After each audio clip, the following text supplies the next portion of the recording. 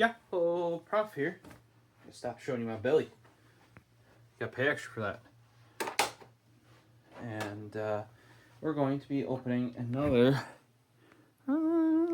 pizza box from Japan.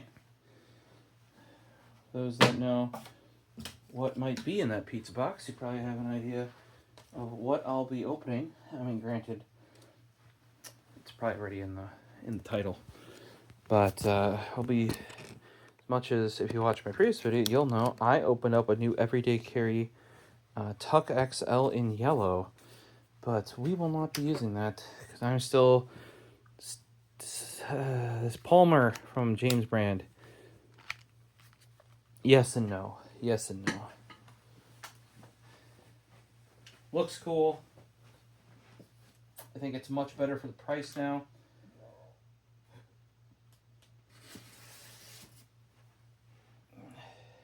We got price reduced when I got this new style.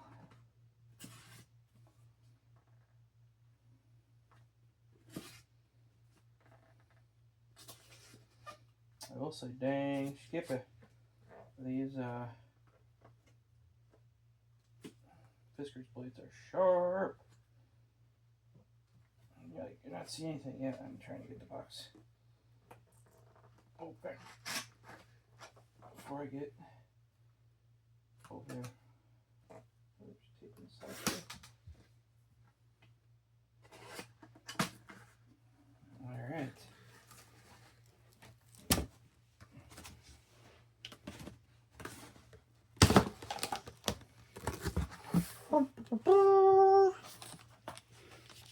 Ho ho, we only have two. I was actually wondering if I ordered these two as well. Where does this guy go? I'm running out of room.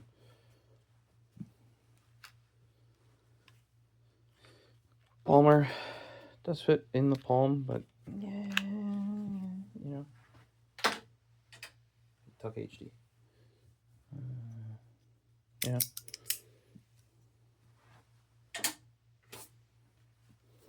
I'm trying to use this some more though. It does help to have a. You see that? That's one of the downsides. See how it's red? Blade comes right out. You gotta make sure you down, forward till it stops, then let up. Not just down flick, because then it goes into blade coming out mode. But, like I said, reasonable pricing, you just order off Amazon versus, smaller stuff. This thing was heavy, okay? Just 2 items on here. And I knew these were coming. I shouldn't say I knew these were coming. I forgot. I actually had a page open in Firefox, I guess, to make sure these were coming. That might be a better way to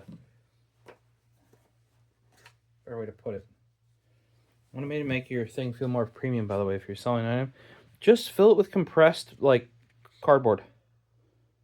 Yeah, and then this is multiple times the weight of the actual item.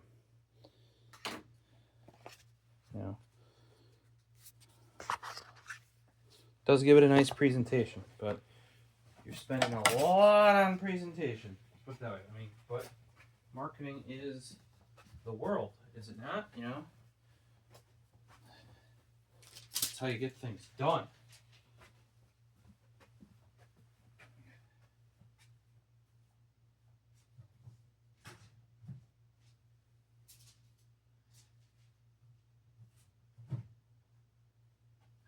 So it is currently Wednesday. Apologies for the delay. This shipped out Monday, Japan time. These pizza boxes from Japan move fast, especially when you get them through DHL. I know a lot of people give DHL crap. To be truthful, with where I live, I can get stuff from overseas faster than I can a state or two over. I may live, at least for the post office, near one of the worst distribution centers. That may have something to do with it, but I would argue UPS and FedEx ain't much better. I would actually argue that of all of them, Post Office is the most reliable, even if they're slow. This is 2 new vinyls, LPs, from BLANKEY Jet City. 10th album, Harlem Jets. Double, once again. So it's a double vinyl, 180 gram, 2 LP, 2025. And that all analog recordings, originally released May 10th of 2000. And this is how you should. If you do all analog recordings and you do an analog remaster, wrong way. You do an analog remaster, what do you release it on?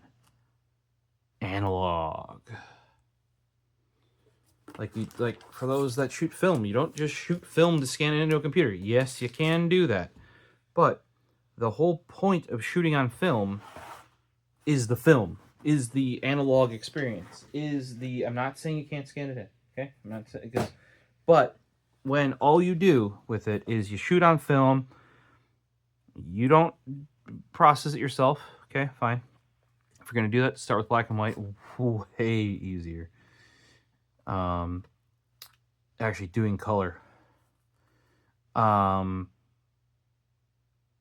surprised at how, like, we had machines that just like did it and there was upkeep to it, yes, but like that like automated that because of now that's, I'm not gonna say it's lost, but not really a thing that's maintained. You try processing yourself, because the whole point is like you get your little 35mm film things and you blow them up, and then that's when you do the crop, is in the darkroom. See, I did it again. Now watch, if you try and cut with this, I guess it still works because the blade is super sharp. If you did cardboard though, it would pull this out. Looks like there might be some safety to it, that if it's pulled up, it doesn't come completely out. You gotta still. But yeah, I do truly believe, like, if you have analog recordings and you're doing an analog remaster, you put it out at analog, right? Or if you're even just doing all analog recordings, the way it should be delivered, you might be digitizing in between, but then, okay, what level of tape is considered digital, blah, blah, blah. Either way, like, there is something to, when we start going into photography and or design work, because that's what I'm more familiar with. Not that I've not done music, been there as well. Not in any sort of, we're talking like concert band, jazz band, German band. Played some rock, drum set and stuff like that, but nothing to the point of being like recording things. You know what I mean?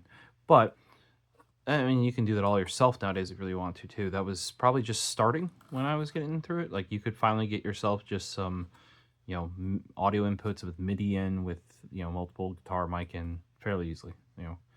Might have cost you $400 or something, but that's still accessible relatively. GarageBand was a thing. Been around a while, for those wondering. But like, when you actually take something that you took and you actually like print it out, like you make it a physical medium, like say you make a poster, put it on the computer, right? When you can actually go and print it yourself and see it become a thing, that has its own entire experience. And you all should experience that, like, make a thing. Don't, like, even if you're designing digitally, eventually it's going to generally go into a physical, tangible medium that happens. If you can be part of that experience, be part of it, because it is unique and should be appreciated. Like, the first time I printed out, and not like on a little, not on your little home printer, that's different, but on a large format printer, a poster that was advertising an event that I was I was making the poster for and the advertising for and stuff like that, the first time it rolled off, and I was like, wow. Now, the art director, professor that was there was like, yeah, I mean, they always come out like that. That's why I calibrate my printers and my computers and stuff. And I'm like, yeah, I don't know. It's just going from digital things, and you design it and you press boop, and then it eventually comes out and you're like, hey, I have a thing. Like,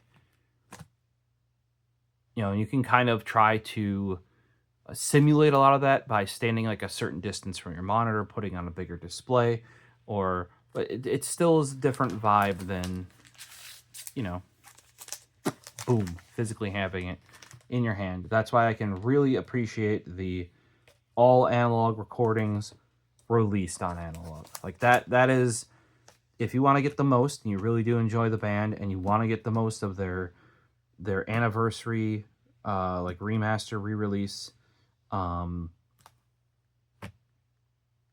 it's all analog, well, not, I guess you could get reel-to-reel tape. Not much of that is being produced anymore, you know. And tape cassette, quality-wise, is worse than a vinyl.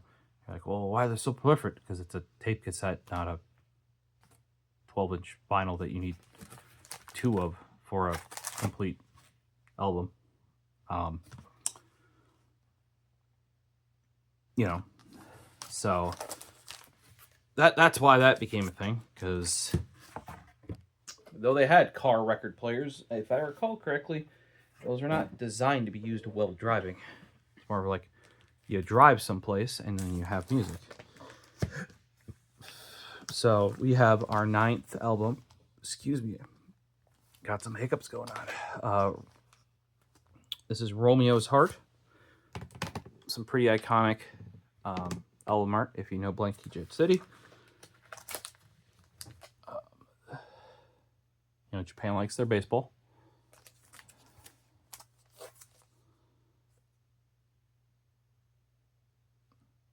So very happy to have these. These are actually packaged. The sleeves in here are cardboard with like the parchment inner, I believe, or maybe it's like a thicker plastic inner, but they are like good enough to keep. Like I don't swap these out because they're one of the few that are actually like, and they actually have like additional information on the sleeve for the part 1 and part 2 vinyls. I keep those. This is the Obi. All of them, though they have the different theming for the names of the albums. If you look here, like Harlem Jets is written differently than Romeo's Heart, right? But the Blanky Jet City, where like all of those are kept the same and they all have a different color. You know, so definitely keeping that. And then this guy that you saw first was the Harlem Jets album.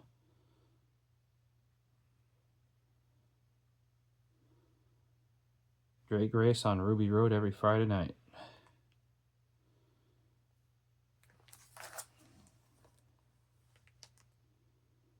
So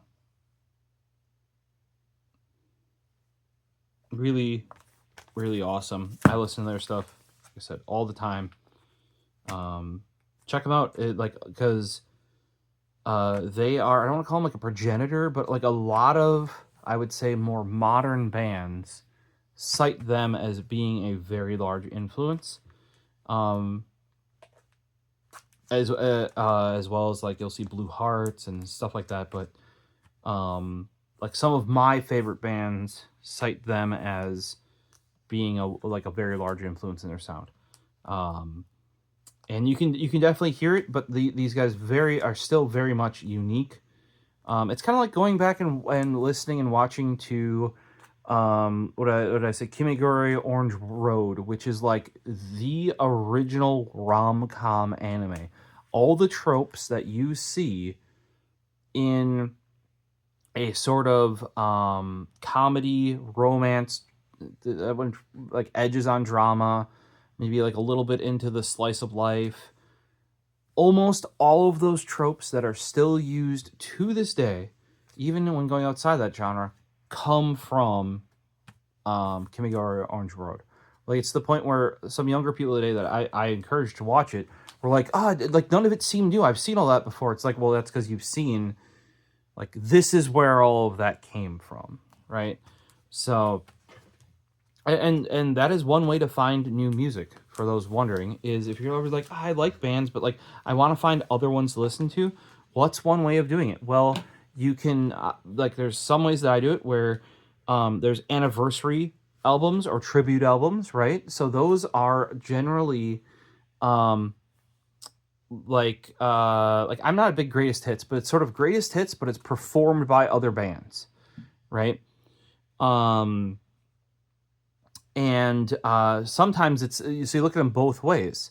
You can look at what ones are they on, right? Because that's a common thing in Japan. Like, they'll have like an anniversary one, but other bands will play their albums. Or sometimes bands will be like, here's all the bands that I like. I'm going to put out like a mix CD of sorts.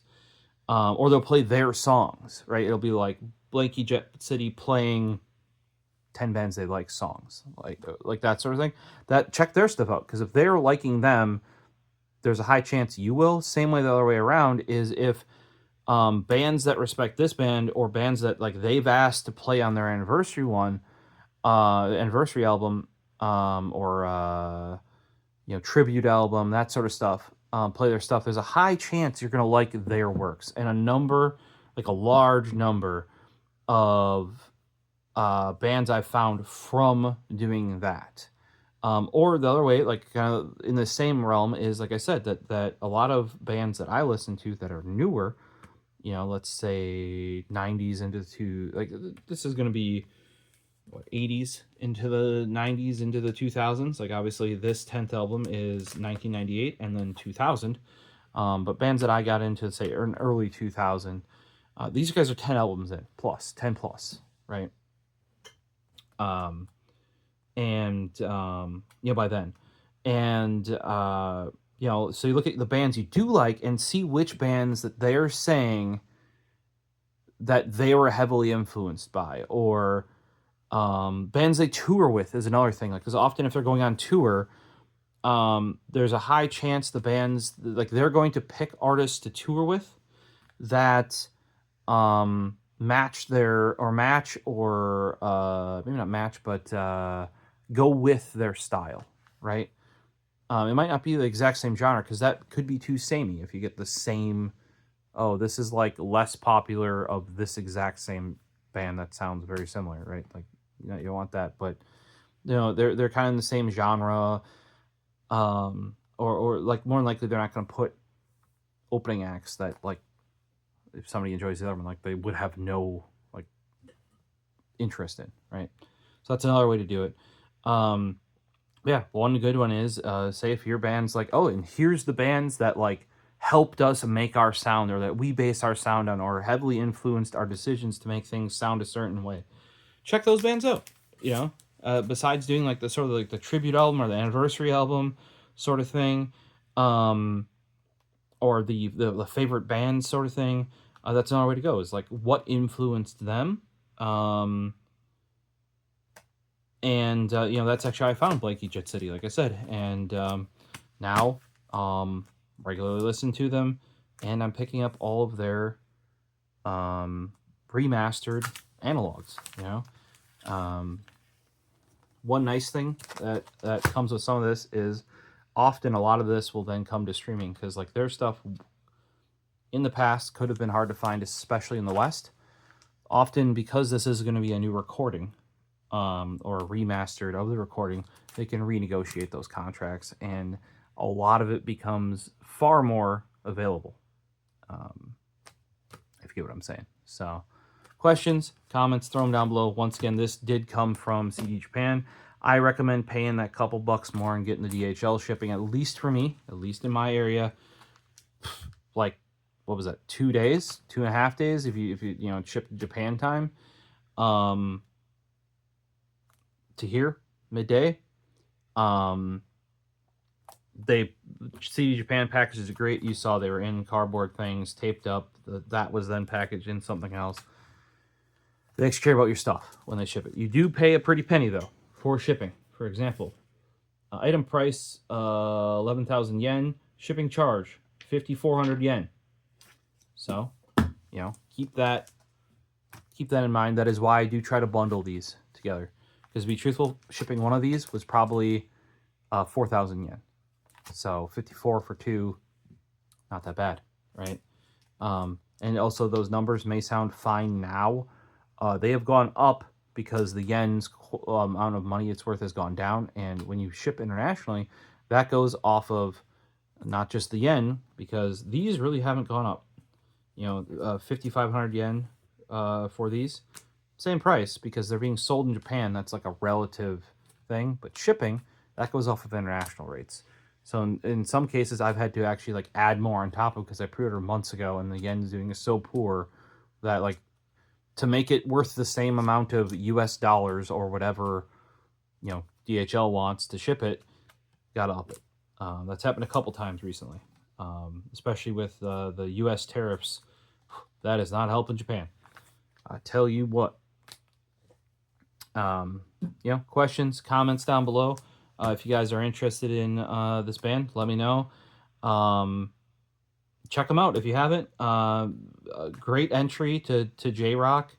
And you know, because a lot of times when people talk J-Rock, they mean like Visual K, which is its own thing. But this is definitely like Japanese rock. Maybe not rock and roll, because that we'd probably go back more into the Blue Hearts. But it has a unique, I would argue, like a unique sound to that is unique to Japanese rock. And it takes, like, you know, the Blue Hearts kind of pull a bit from rockabilly scene, stuff like that, but much later in time, right?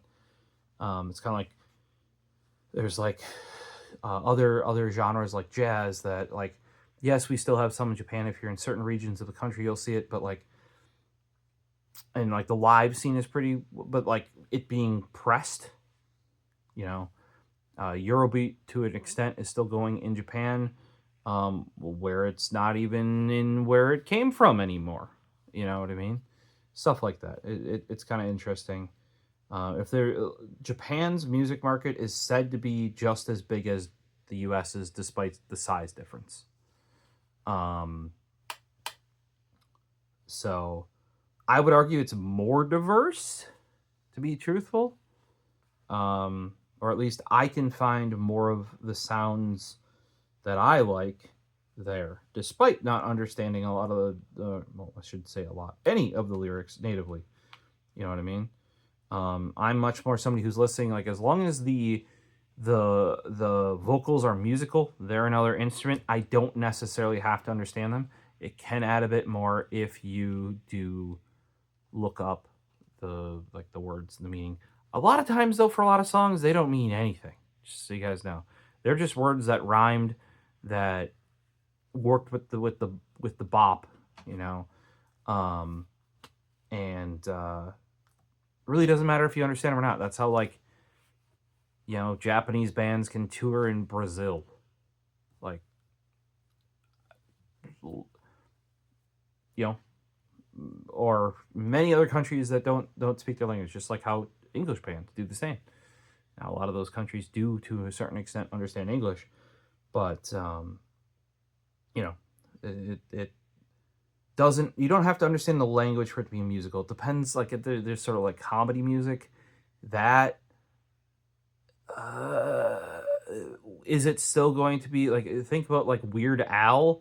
If you didn't understand English, would it be the same? I'd argue not. Some of the stuff in Gorillaz is like very storytelling-y. For certain albums, it would definitely take away not understanding some of that. You know, so some of these, when I do rip them, I do look a lot of lyrics up, especially if they don't have, you know, if we go back here and we just have kanji for this song title. Often I have to go into the lyrics to figure out what the English translation would be or should be. Often with the help of actually people who know how to translate Japanese to a very high level. I often do lean on them if I can't get someplace. But a lot of that, I'm sure going into English too, is contextual. You know, if you don't know English and you go in there, questions, comments down below. I seriously have seen these on the past couple days on social media about them. Oh, they're out. I'm like, oh shit, did I remember to order these? Because things have been busy. Turns out yes, and they showed up already. Ha ha! I did it. See you in the next one.